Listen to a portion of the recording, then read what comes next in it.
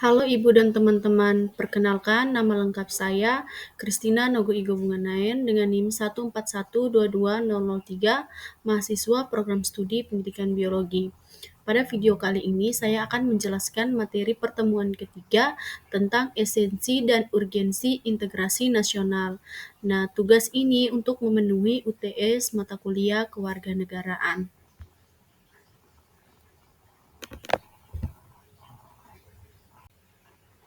Nah, integrasi nasional adalah upaya menyatukan berbagai perbedaan dalam masyarakat menjadi satu kesatuan yang utuh.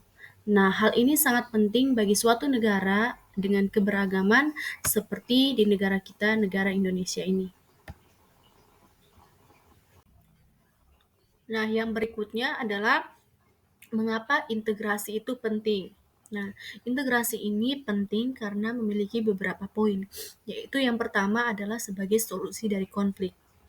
Nah, perbedaan yang tidak dikelola dengan baik dapat memicu konflik. Nah, integrasi ini dia membantu meredam ketenangan dan menciptakan harmoni. Lalu yang berikutnya adalah untuk meningkatkan kekuatan. Nah, kekuatan yang bersatu akan lebih kuat daripada kekuatan yang terpecah-pecah. Nah, integrasi ini memungkinkan negara memanfaatkan seluruh potensi yang dimiliki. Lalu yang berikutnya itu adalah menjamin kesejahteraan. Nah, dengan integrasi sumber daya dapat digunakan secara optimal untuk meningkatkan kesejahteraan dari seluruh rakyat. Yang berikutnya itu ada integrasi nasional di Indonesia. Nah, integrasi nasional di Indonesia ini dia mencakup berbagai aspek. Nah, aspek-aspeknya itu adalah yang sebagai berikut. Yang pertama itu integrasi bangsa. Nah, integrasi bangsa ini menyatukan seluruh rakyat Indonesia menjadi satu bangsa. Kemudian integrasi wilayah. Nah, integrasi wilayah ini mendefinisikan berbagai wilayah yang ada di Indonesia. Lalu kemudian ada integrasi nilai. Nah, integrasi nilai ini menyepakati nilai-nilai luhur yang dimiliki oleh bangsa. Lalu yang berikut adalah integrasi elit massa. Nah, integrasi elit massa ini menjalin kerjasama antara pemimpin dan masyarakat dalam suatu bangsa. Lalu kemudian ada integrasi perilaku. Nah, integrasi perilaku ini menumbuhkan perilaku yang saling menghormati dan menghargai perbedaan antar sesama masyarakat.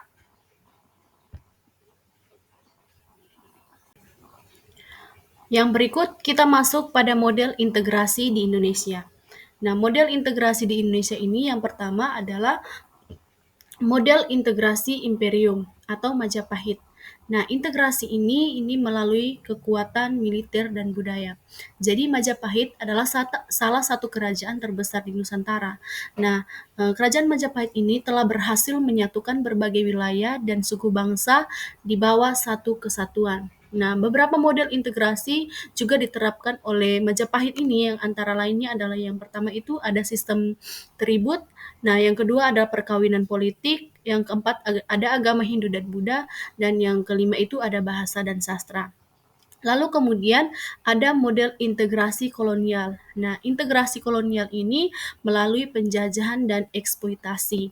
Nah, masa kolonial ditandai dengan upaya Belanda yang ingin menguasai dan mengontrol wilayah Nusantara. Model integrasi yang diterapkan Belanda lebih bersifat paksaan dan eksploitatif. Nah, lalu yang berikutnya ada model integrasi nasional. Nah, model integrasi nasional ini didasarkan pada konteks nasional yaitu Pancasila. Nah, setelah meraih kemerdekaan, Indonesia ini menghadapi tantangan besar dalam menyatukan kembali wilayah yang sempat terpecah belah selama masa kolonial. Nah, beberapa model integrasi yang diterapkan dalam membangun bangsa Indonesia itu adalah yang pertama itu Pancasila sebagai ideologi negara. Nah, Pancasila sebagai ideologi negara ini menjadi perekat persatuan dan persatuan bangsa, mengakomodasi berbagai kelompok kepentingan. Lalu yang berikut itu pembentukan Negara Kesatuan Republik Indonesia. Nah, model ini menegaskan bahwa seluruh wilayah Nusantara bersatu di dalam satu pemerintahan. Nah, teman-teman, ini adalah merupakan model integrasi di Indonesia.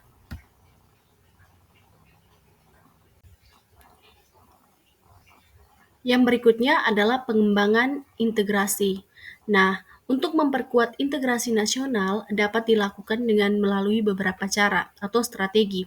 Jadi strategi yang pertama itu adalah ancaman dari luar. Nah, ancaman dari luar atau ancaman eksternal ini dapat menyatukan bangsa. Lalu kemudian ada gaya kepemimpinan politik. Nah, gaya kepemimpinan politik ini artinya bahwa lembaga negara itu harus berfungsi dengan baik. Lalu kemudian ada ideologi nasional. Nah, ideologi nasional ini adalah Pancasila sebagai ideologi negara menjadi perekat persatuan. Lalu yang berikut adalah peluang pembangunan ekonomi. Nah, peluang pembangunan ekonomi ini artinya bahwa pembangunan ekonomi yang merata dapat mengurangi kesenjangan. Nah, ini adalah beberapa poin-poin untuk memperkuat integrasi nasional yang dapat dilakukan masyarakat.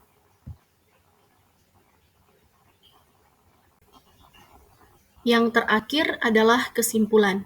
Jadi, integrasi nasional itu adalah proses yang dinamis dan yang terus berkembang. Nah, upaya untuk memperkuat integrasi nasional sangat penting untuk menjaga keutuhan dan kejayaan bangsa Indonesia. Dengan memahami konsep integrasi nasional dan berbagai faktor yang mempengaruhinya, kita dapat berperan aktif dan membangun bangsa yang bersatu dan maju.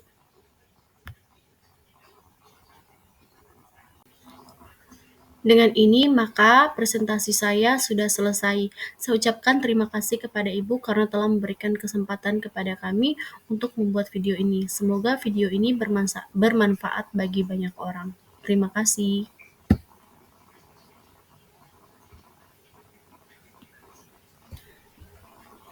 Oke, coba lihat dulu.